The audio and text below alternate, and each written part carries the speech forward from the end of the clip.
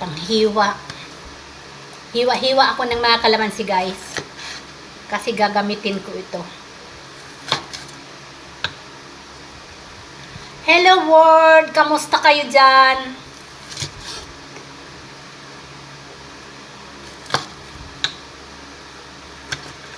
Guys, sakit kaayo ning ano ko ba? Ito kumagko ko. Yung thumb ko, ang sakit, hindi siya maganon. No? Sakit kaayo. Nakaramdam ba kayo ng mga ganito? Kanang ang imong kamay ba, sakit kaayo din Hirap siya maganyan.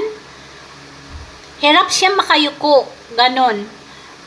Minamasahe-masahe ko lang at bumili ako nung panghaplas. Mahal yung panghaplas. 400 unya, ganito lang kaliit. In-order ko sa online, pero parang hindi naman siya masyadong hindi siya masyadong effective. Mura pud nang mag-order ta sa online no unya. Mabudol man pud ta.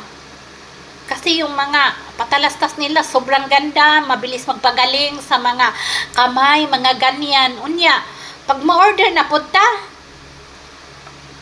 ni-order ko, unya. Magdili effective guys, oy. Mahay ko ra pud, oy. Unya, may nakita na naman ako na ang sabi, yung mga tusok-tusok daw. Kasi guys, pag nagising ako sa umaga, parang nangangapal yung mga ko, ng mga kamay ko. Ayun, dahil sa mga trabaho natin na walang katigil-tigil.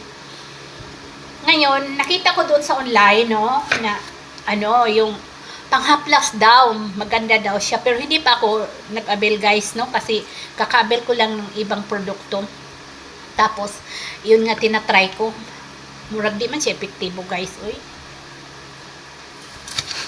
Lagot na gyud ko ay ang kamay ko masakit.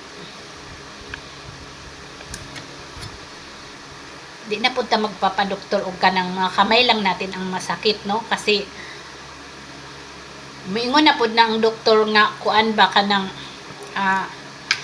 estrena pud o kung ano-ano namang utos. Gastos ra kayong magsigig pa doktor guys. Muabel na lang kung kanang manghaplas-haplas kaya ako na lang na siyang hilot-hiloton. Hilot-hiloton ko na lang na siya guys ba. Naunsa naman ning kalamansi nato guys.